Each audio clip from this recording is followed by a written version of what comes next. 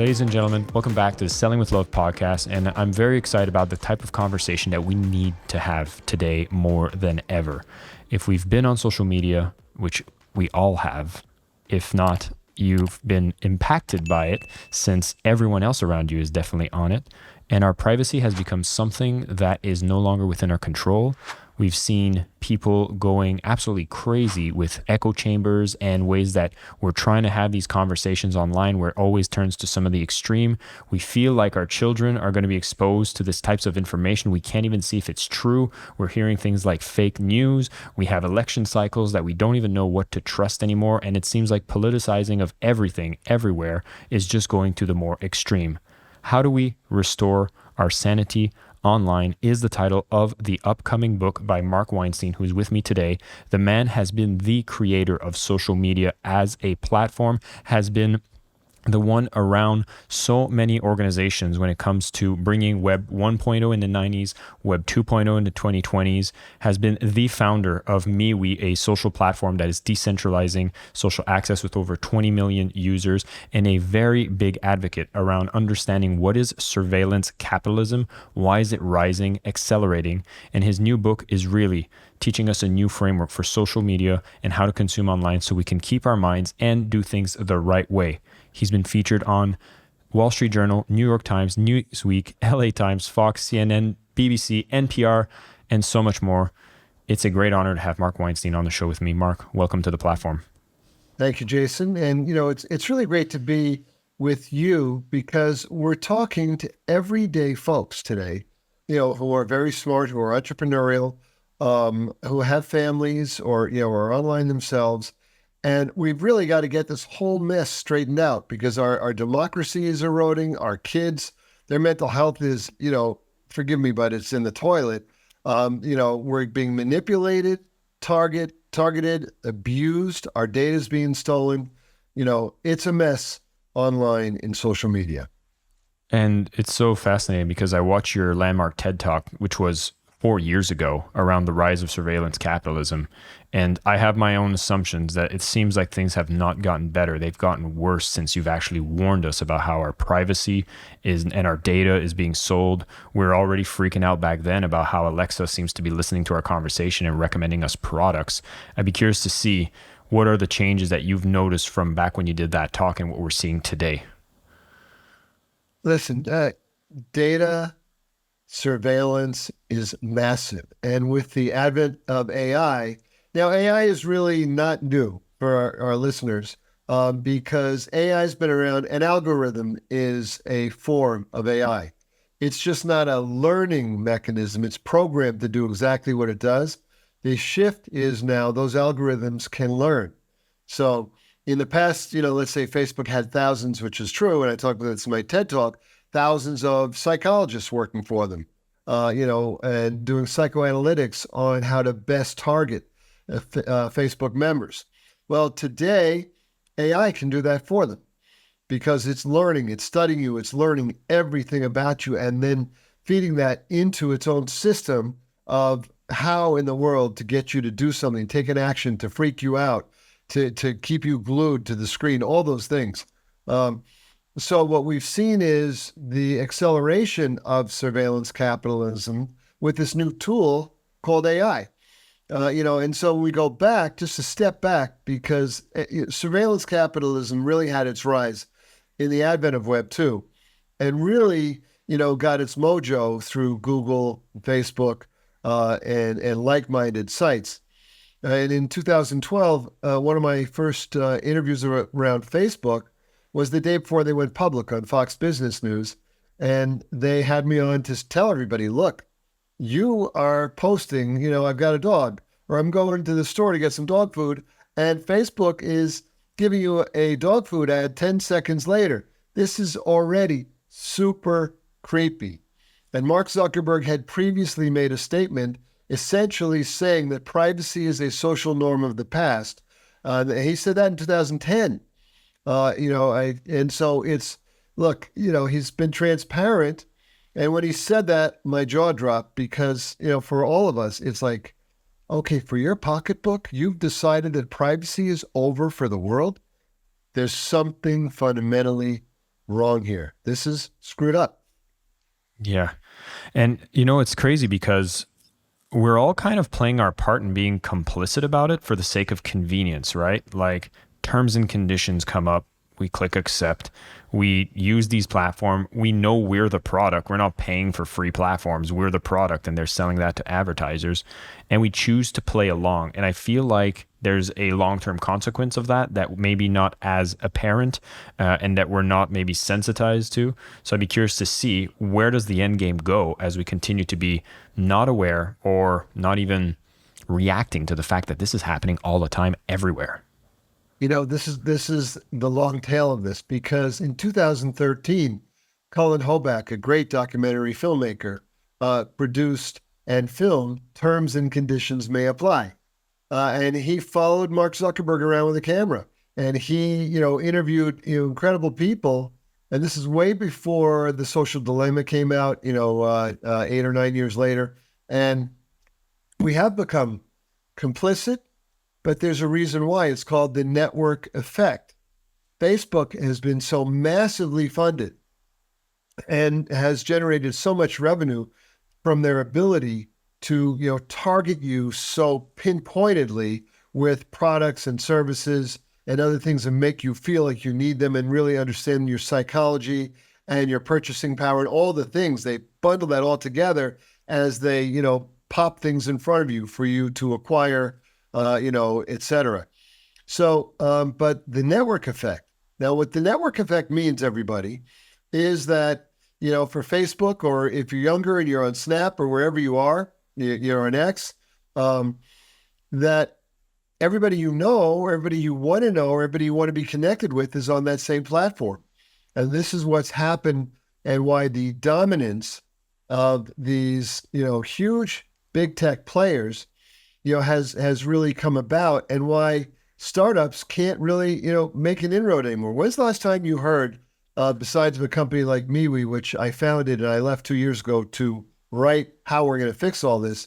When's the last time you heard of somebody launching a Facebook competitor? It's been years. Facebook is a complex product because there's many services on it, and they have the network effect. Your family, your friends, everybody in the world is somehow there. Even if, a lot of people don't use it the way they used to, it's still there for that purpose: personal, social networking.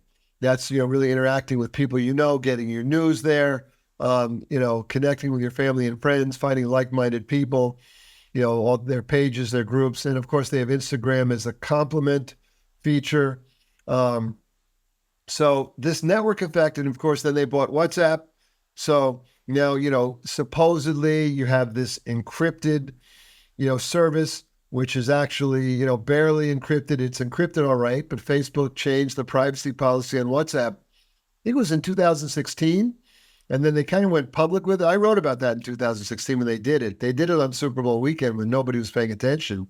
But then fast forward to, it was about 2 or 3 years ago, then they really made it public that they, were taking permission to spy on everything you're doing on WhatsApp except the conversation that they couldn't access. But they know where you were, who you were talking to, for how long you were talking to them, who else is in the group or the conversation. I mean, they could piece it all together. So, and they still do, by the way. So if you're using WhatsApp and thinking your privacy is protected, think again. Which is why the founders of WhatsApp, abandoned Facebook. The founders of Instagram, too, abandoned Facebook. So, we want to be savvy, but the network effect, and this leads us to, what does the government do about it? And Jason, I want to step into this for a second, because this is one of those examples where we can't fix this on our own. Now, if you're paying attention, and even if you're not, don't worry, because I'm going to tell you what happened. Recently, 2 weeks ago, Google was found guilty of antitrust. And this is a huge, big deal. We have laws in our country to support capitalism, to support the free market. And then what happens is companies without ethics get bigger and bigger and bigger. This happened in big ag, in big energy, and now in big tech. They take over. So Google took over, Facebook took over, Amazon took over. And what this does is squeezes out all of the entrepreneurs.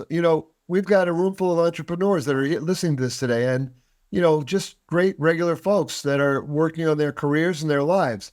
So if you get squeezed out because there's a big player that's too big, that's actually purposefully interfering.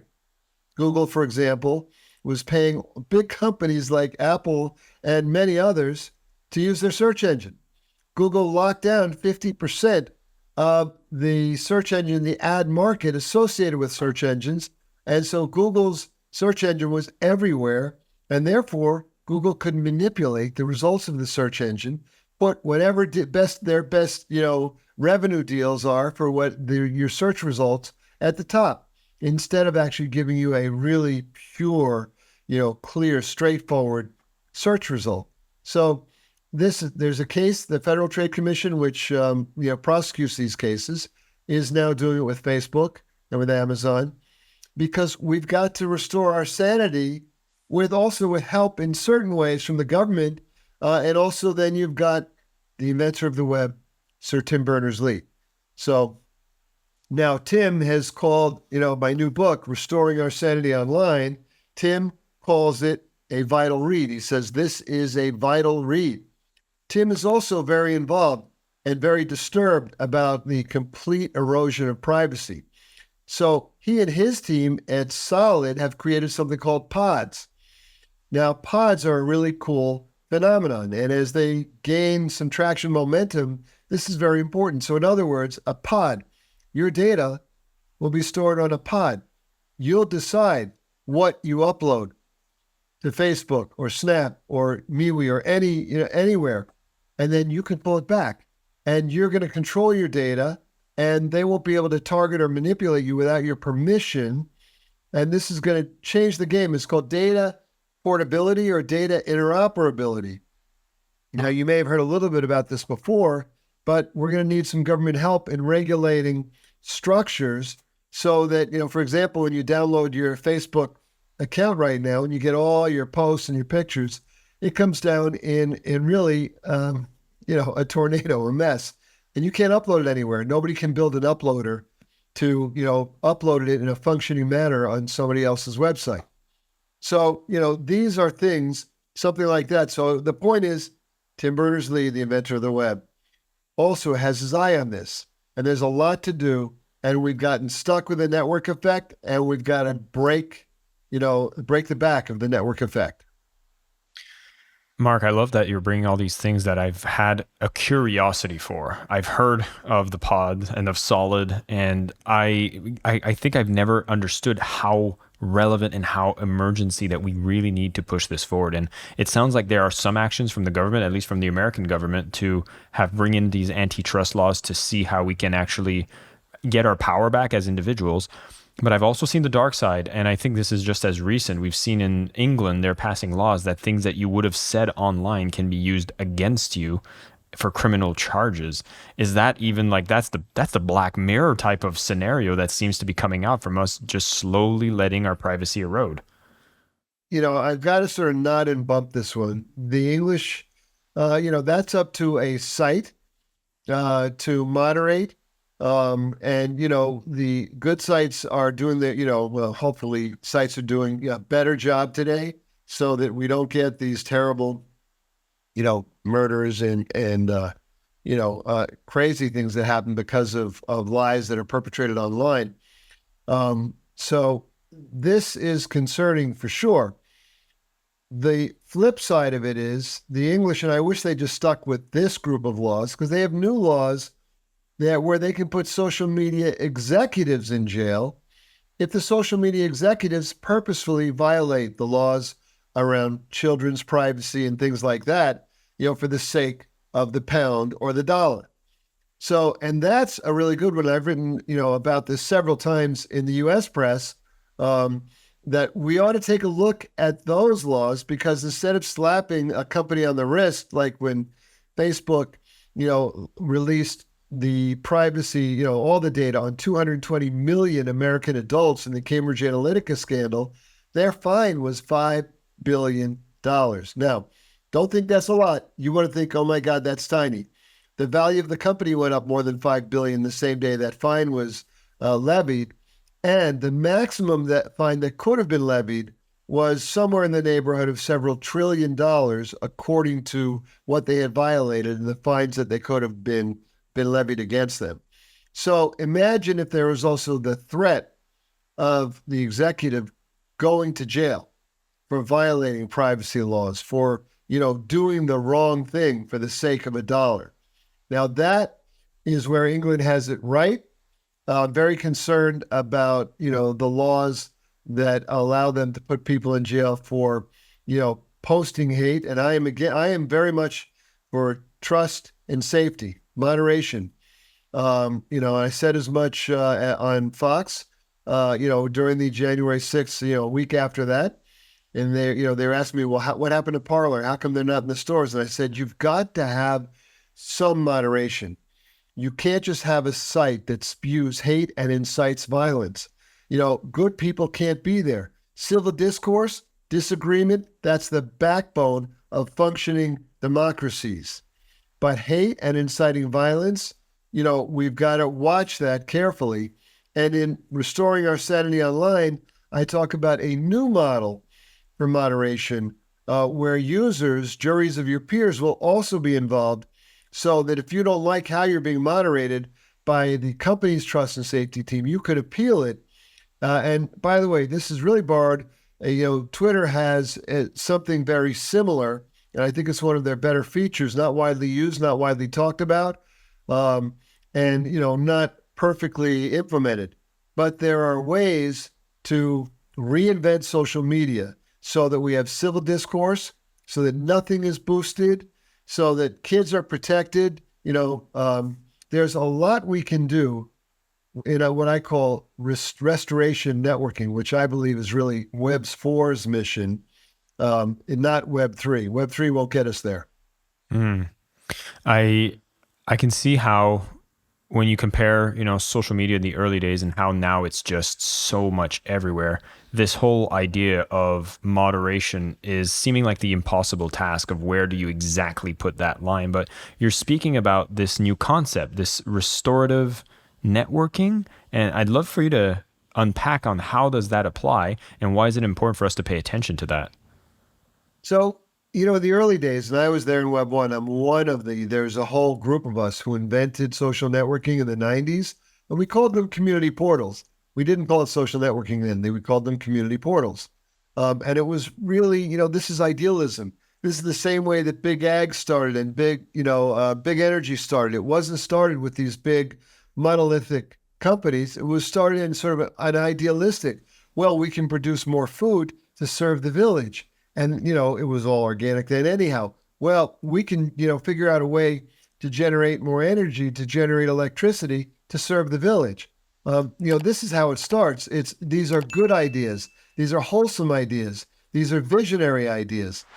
And then the slippery slope of, some companies get bigger traction, and then they sort of block out, they muscle out the smaller companies, they buy them or they crush them. And all of a sudden you end up with this world of, huge, monopolies. And so, what happens now is how do we get back to, and this is what I call restoration networking. We're following the model because Big Ag and Big Energy, if you look at them, they both have movements. Movements are started not by, the Exxons of the world, the Exxon Mobil's or the large, corporations. They're started by entrepreneurs. This is why the free market is so important. And all of a sudden, organic farming starts to become a movement, and solar energy becomes a movement. And, we have to watch these carefully because they're best served with the outsiders, spreading the wealth and spreading the good deeds and having a very altruistic and purposeful capitalist focus on it. This is ethical capitalism, what I call conscious capitalism. A friend of mine invented, co-founder, Raj Sisodia, of conscious capitalism. And there are many great companies that practice conscious capitalism. Southwest Airlines, the Container Store, Whole Foods, so many. So what we've got to do is, bring it back where the users participate. The users are involved in profit sharing. After all, the users make all the money for the corporations, where it's more altruistic in a certain context because we're really supporting, and where there's no boosted content, where a news agency doesn't have to worry about the articles their reporters write because they're going to get censored. There's no quid pro quo. Facebook delivers news to almost 40% of their users, and if they have a few billion users, that's a huge piece of the world getting their news on Facebook. And if Facebook doesn't like your news outlet, then you're screwed because you make money based on circulation. And if Facebook is clamping down, even when their members are posting a link from your news site, but Facebook isn't letting that post go anywhere, you're in trouble. So there's a lot that we can do to restore. And, by getting rid of posting, by making stricter rules. Now, listen, I am supporting something that some people will find controversial, but it's really not. Hear me out. This is user ID verification. Now, talk about privacy. I've been opposed to user ID verification my entire career. I've been on government committees where I'm the guy in the room saying, you guys are nuts. We can never do this. Now, in 2024, here's what I see. All the companies in the government know who we are anyhow. So we ought to stop pretending that we're online. They don't know who we are. They know who we are. They've got all our data. There was a reporter from The Guardian who asked Facebook for his data. Just a regular guy. 60,000 pages of data. You can look this up. It's all factual. Unbelievable. So let's protect our kids. User ID verification so that a 30-year-old, a 50-year-old, a creep is not targeting our kids. So their kids can't be targeted at all. So the bots and trolls are going to have to go away because they're all going to have to be verified. And if they can't boost and they can't post outrageous content that gets boosted, because right now X has this system where, you can become one of their, premium members, and then, all your posts get boosted. Now look, bots and trolls come from bots and troll farms. Yes, there are algorithms and AI involved, but there are thousands of people paid, very small amounts of money to do this, and they all have access to the credit cards from their benefactors. Often these are in adversarial countries. They could be in Russia, China, elsewhere. And of course, they can get hold of a credit card and use their algorithm to quickly create many, checkbox X users, and now all their posts get posting, lies and vitriol all over, the web. So this is something it's time for, guys. We have to sacrifice anonymity to protect privacy. It's a very interesting phenomenon. I talk about this in my book. We've got to do it. Our kids are, being sold down the river. And if you're under the age of 30, you know exactly what I'm talking about. So it's not just getting hooked on social media. It's getting manipulated on social media. It's getting to a point where you can't use good critical thinking to figure out what's true and what's not. If you're a teenager, it's about body shaming. It's about bullying. It's about self-imaging. It's about, if you get on TikTok or Instagram and you're a brand new user or even an existing user and you're young, all of a sudden your newsfeed is full of disgusting stuff because they're trying to poison your mind and give you outrageous content to keep you stuck there. And I have friends who run this experiment with their kids, their 13-year-olds, and they're appalled. This really happens, everybody. We've got to stop it. It sounds like there's an alliance of, call it the old guards, the founders of the internet, yourself, social media, and there seems to be a group of people, including Steve Wozniak or Tim Berners-Lee, all getting together and sounding the alarm really, really strong. And then there seems to be another generation like after that seems to be perpetuating the problem. Is that a real thing that's going on or just a perceived image that I'm seeing in this ecosystem? This comes back to, our earlier conversation about the network effect. So we've got a lot of young people and a lot of people who make their living on sites like Instagram and TikTok. And, TikTok in particular, which is not owned, by an American company and feeds all of our data right into the Chinese data system, the Chinese government, including, our login IDs, all of our, fingerprints, everything. So, but people are hooked. And so when you talk about banning TikTok or forcing a TikTok sale, and I've written about this in Newsweek in 2022 on The Hill 2 months ago, also another piece, and the government now is starting to move in that direction, at least authorizing that TikTok has to sell to an American owner and keep their servers in the United States and not port any data outside from its American user base. Now, that's really important because, yes, the surveillance capitalism business model is sound and furious, in its continuous slurping and aggregation. This is massive. And yes, people are hooked. People are hooked. They're hooked. We all know people who are like on TikTok all day, talking to their friends about what they're seeing on TikTok. Remember, the screen is highly addictive. So if you've got kids, if you've got babies, I beg you, every pediatrician in the world knows this. There's so much scientific data about this. Don't give your babies the phone. Try to minimize how much they see you on the phone. Stick a book in front of them, even if they start chewing on it. Books, you got to have a rule. There's no such thing as too many books. And when you go to a restaurant, don't think it's convenient to give a phone to your kid so that you can enjoy your time. That's not convenient. You're going to create an addict, and you're going to have a lot of problems and attention disorders and all kinds of things. Don't do that. Bring yourself back to sanity.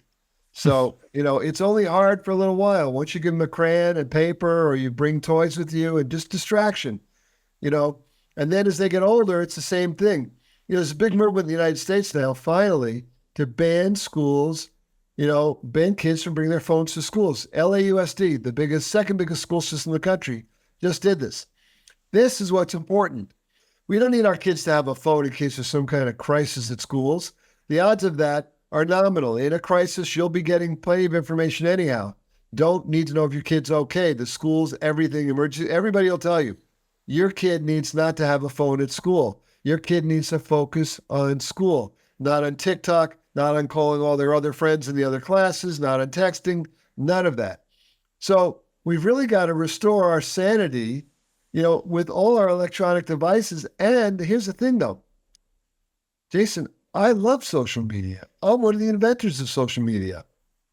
It's a great phenomenon. It is amazing to use this technology to connect with our family, our friends, like-minded people, find new interests, learn about new things, get a recipe, whatever, everything. This is unbelievable. We've just got to get the problems straightened out so that democracy is preserved, so that our kids are taught to critically think and are not, targeted and manipulated and harmed. We just got to bring it back to sanity. Mm-hmm. Well, this is exactly where I want to make a mention for everybody paying attention to this. You have to understand how important this is. And Restoring Our Sanity Online, a revolutionary social framework, has just been released. And I urge everyone, in the show notes, you'll see a link to the book. You can see it pop up on the screen if you're watching this on YouTube. You want to be able to have at least some tools, because I'll be honest, Marc, before this conversation, the biggest thought that I had is there's nothing I can do. It's hopeless. And I feel like what you're trying to create is an awareness that is not the case. Jason, that's exactly the point, because the hopelessness and the mystification of, there's nothing I can do. It's, I'm just a small, nothing in this. That's not true, everybody.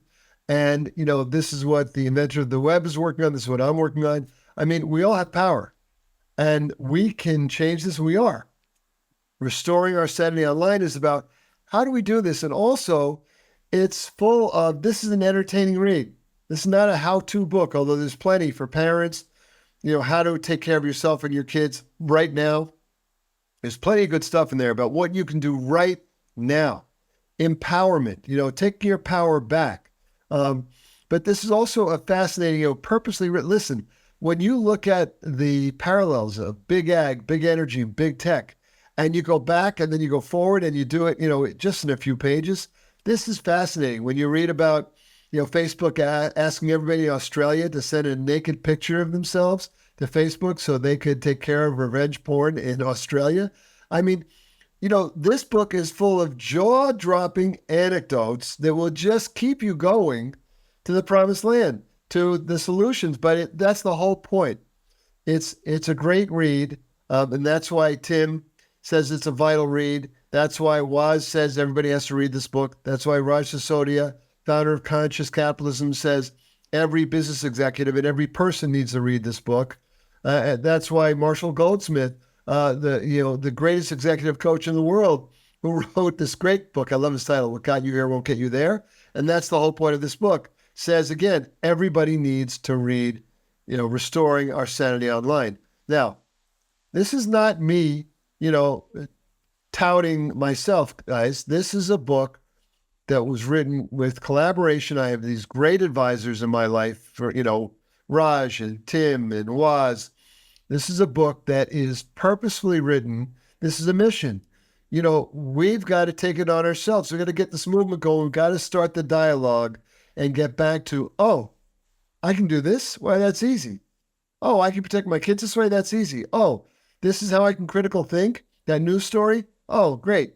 This is how I can make money if I want to. This is how I can be empowered as a creator instead of screwed as a creator. Wait, I'm making all that money for that website? No. Let's share.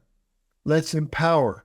There's lots of ways, lots of things in the book, and we map the whole thing out. But the point is, it's a fun read. It's an exciting read. And it will, it tells all of us, it brings all of us together. We can do this. Marc, I'm really grateful that you came on. And although my typical conversations are around sales, I think having this conversation is just as important, if not more important, so that we can actually move forward as entrepreneurs and know what tools are available to us and the risk that exists with the platforms that we use, the way that we navigate online, which is where a big portion of our lives is being spent. And I think for everyone here that might have had that sense of hopelessness, which is a bit of what's making us go a little crazy right now, knowing that there are elements of hope that exist, there are solutions we can take and ways that we can explore. And it sounds like there's a lot of powerful, influential people such as yourself and the allies that support your literature as well, that are actually going to be there as gatekeepers that are pushing forward the right things so that we can move towards something that's much better than the direction that seems to be going down. So for everybody listening, big things that I've taken away from here is reevaluating my relationship with all these platforms, being curious about these innovations that are happening from people that have been sounding the alarm, such as Solid is something I remember being a little aware of, and now I'm going to go back and be curious about it, and really thinking about where I spend my money. I'm someone that's using advertising on these platforms. Are there better places that I might be able to get better results and not necessarily support a type of world that we don't want to go in the direction of? So Marc, it's been a pleasure. It's awesome that you've came on the show, but I do have to ask you the one question I ask every guest, which is, you are on the Selling with Love podcast. So I'd like to ask you, what does selling with love mean to you?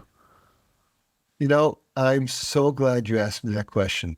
Listen, everybody, if you haven't gotten it, I used the word love today about social media.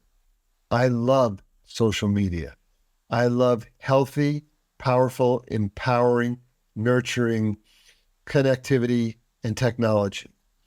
Selling with love, I'll tell you this because I'm really a student of love in that I used to compete in tennis. I used to play tournaments in New Mexico. I became the number one in my, ranking level in New Mexico in the Southwest. I won a silver medal at the State Games of America, which is an Olympic Committee sponsored. It's just internally United States in my ranking level. And here's how I did it. I did it by using love. Love is the most powerful energy. It's the most powerful ambiance in the world. So, and just so you know, like when you can anchor yourself in a loving feeling, and that's what I did before every point. This is what I experimented with. This is what I mastered on the tennis court. If you can anchor yourself in unconditional love about anything, whatever it is, that you can anchor yourself in the feeling of unconditional love. It doesn't have to be related to anything you're doing in the moment. Just get yourself there and make sure there's nothing conditional about that feeling, and then play your game. you're going to win. Love is the most powerful ambiance in the world. Amen to that. Marc, it's been an absolute pleasure for having you on the show. Thank you for the fight that you are fighting, the advocacy that you are bringing, and the solutions that you are putting in our hands. For everybody tuning in, I highly encourage Restoring Our Sanity online. The book just came out. You can grab a copy, especially when you buy it just the moment it launched. It really gets more people to be aware of this.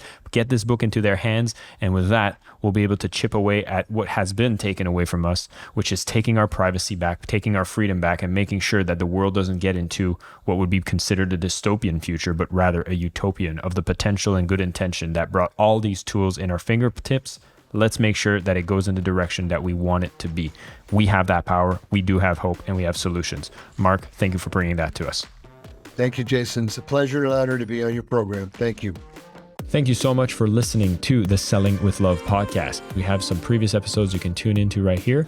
And if you prefer the short form content where you get to the point in under 10 minutes, we do have a ton of clips from our best episodes that are being shared on this channel as well. So pick which one supports you the most. And of course, thank you for liking, subscribing, and of course, selling with love.